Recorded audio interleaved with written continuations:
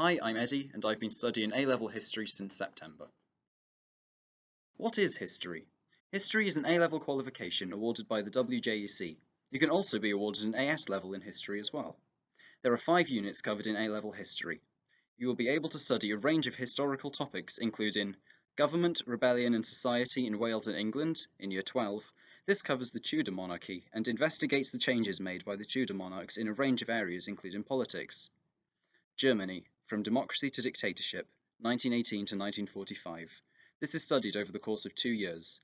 There is a Part A and a Part B to this. The exam questions are similar. The American Century, from 1890 to 1990, in Year 13. This unit covers the race issue and foreign policy. Both this topic and the government, rebellion and society topic are assessed through essay writing. As they both have the same mark schemes, you can use the same techniques for both years, which makes things a bit easier once you get the hang of it. You will also complete an investigation in history in Year 13. History is graded through 4 examinations, 2 exams in Year 12 and 2 in Year 13, and an NEA, which is a non-examined assessment. Why should you choose history? You may wish to study history if you have an interest in a wide range of historical topics, or you are interested in developing a wide range of varied skills that employers and universities look for example, analytical and evaluative skills. History A-level is a great qualification to have if you have an interest in going into a range of careers, for example law, archaeology, research, teaching, or banking. Or you may have not decided yet what you wish to do after school. History is a great subject to select if this applies to you. It is widely acknowledged for the varied skills developed throughout the course.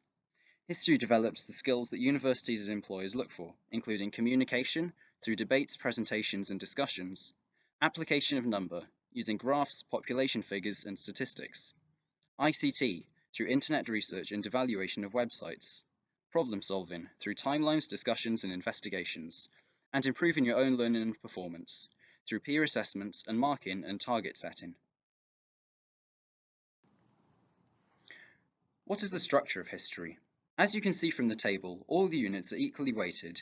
You would sit 4 examinations over 2 years and the NEA, which is like coursework. If you did end up only studying AS level history, then the weighting for Unit 1 and 2 is 50% each. The NEA topic changes every 3 years and will help you develop your independent investigation skills. It also uses your essay writing skills from Unit 1 and 3 and your source evaluation skills from Unit 2 and 4. The entry requirements for history. The academic entry requirements are 5 A-star to Cs at GCSE. This must include a minimum of B grade in history. We may accept a minimum of a B grade in English literature if you have not completed a GCSE in history. The necessary skills you will need. You need to have literacy skills in order to read around the subject, write essays, and complete source evaluation. You will also need time management skills. They're really important because you will need to meet deadlines and you will need to revise your work from lesson to lesson in order to ensure you know the topics really well. Organisation skills are really important as well. You will have a lot of notes, which are pre-prepared, a bit like the GCSE booklets, to keep organised. Extra reading. This is vital to keep you develop the understanding of the different topics. We are given access to extra reading tasks in the booklets or given access via Hub. Historians need to be effective at making notes, grouping information according to themes and noting different sorts of evidence, for example dates, statistics, and quotes. This is made a little easier because the notes are in the booklets, but it's a good idea to make revision notes as you go through the course. Learning work from lesson to lesson. We often have small knowledge tests, quizzes, and games to test our knowledge and understanding. This helps because then we know the work as we go, rather than revising it all just before the exam. So what next? Universities and apprenticeship providers place a high value on the skills that are developed through the History A-level. So even if you don't want to study history at degree level, it can help you get on the course of your dreams. A history degree at university could be the gate to a whole lot of different careers, including careers in law, politics, and even broadcasting. Success studying history could lead to a great variety of career opportunities, from law to accountancy and journalism. History is not just a thing of the past, it could be the route to your future. If you like the sound of history, there are many subjects that complement the study of history, including other humanitarian subjects, Science and Maths, English, Advanced Skills Challenge, and Welsh Bac.